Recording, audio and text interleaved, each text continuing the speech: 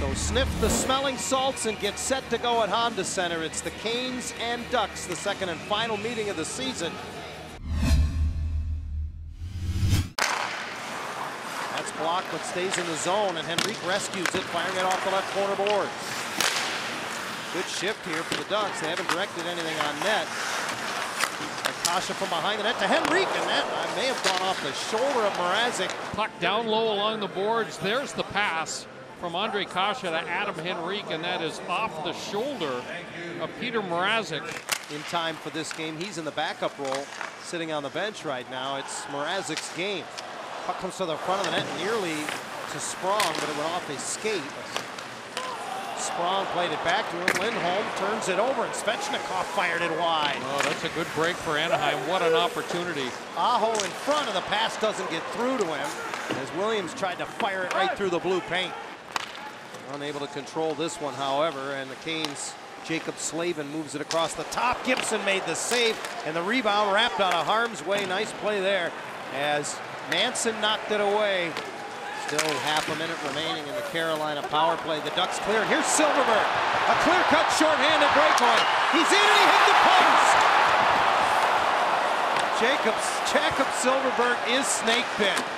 Dotchin rips it home as he came right off the bench and kept it in. The Ducks have their first short-handed goal of the season. Bouncing puck just outside the Anaheim blue line. That sent Silfverberg in. He's got Mrazek beaten. It's off the pipe and in, and then the Canes just give it right back. Dotchin steps in, rips it, and it was Silfverberg in front of the net. Does this go straight in? No, it goes off the leg of Jakob Silfverberg's 100th career goal. Slides it across. Getzlaf takes it off his skate. 35 in the power play. Kase steps in. That went off a Carolina stick. And a good save by Mrazek as Pesce created a problem for his netminder by deflecting that shot. For the year, his 100th of his NHL career from Jake Dotchin. And right now, Anaheim with a 1-goal lead as a result. Manson with the physical play down low. Carter Rowney didn't clear. Svechnikov in front for Aho, and getting a piece of the glove on it was Gibson. What a stop. What a great stop by John Gibson. Well, that was a point-blank opportunity. Hamilton again winds and fires.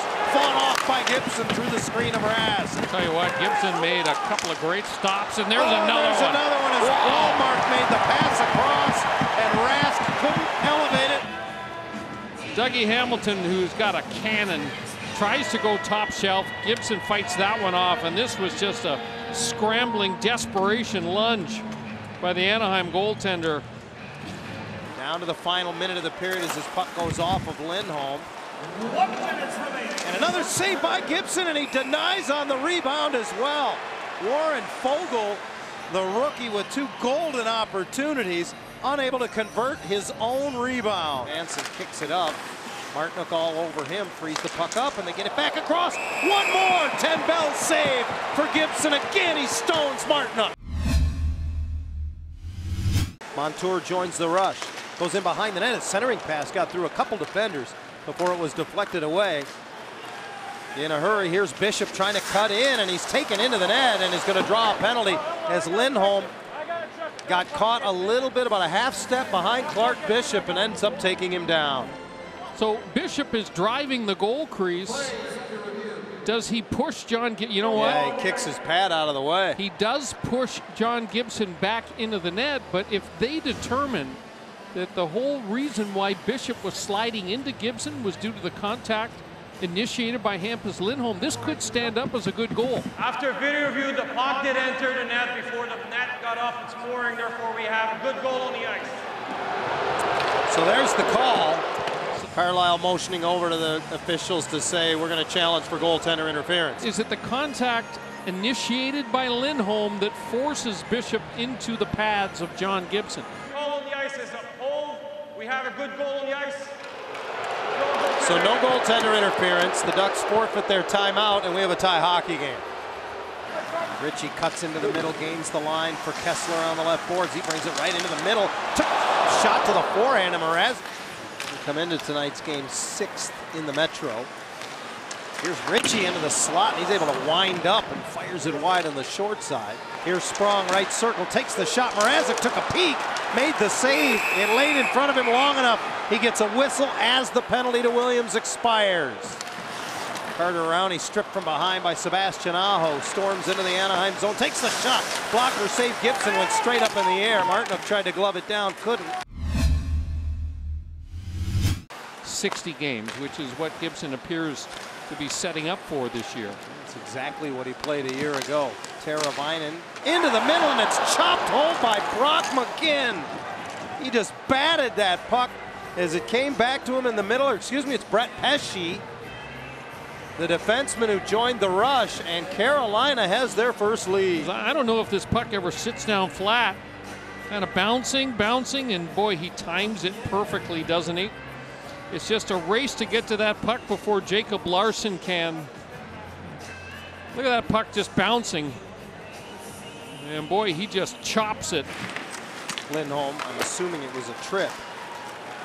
Brandon Montour back out there. Remember, he was high stick late in the second period by Justin Williams, so that's good news for the Ducks. Meantime, the Canes go to work. Svechnikov feeds the point. Long shot from Bishop, got through. Gibson couldn't find it, and Justin Williams converts it. With his back to the play, Gibson trying to find that puck, and the veteran Williams beat him to it. No, this was a strange one. I don't know if John Gibson was screened on the original shot or not, but it's going to be the 5th of the season for Justin Williams. Anaheim's only goal of the game is a shorthanded goal, and that save a shorthanded save. Here's Silfverberg in front, and misfiring was Cogliano, and a penalty coming up to Carolina. Montour had 2 points in his first 14 games this season. Now he coughs the puck up in front of Gibson and lives to talk about it. I don't know how. I don't know how that did not go in. I mean, John Gibson was down and out. Boy, 2 consecutive shifts there. And right back into the Anaheim zone they come. This one grabbed off by the glove. Jacob back for the captain. Ritchie will drop below the goal line to play it in front. Off the stick of Getzlaf. Couldn't flex it on net. Plays it up. Svechnikov with speed. Lets it go off the helmet of Gibson and then put the rebound right back into the Anaheim netminder.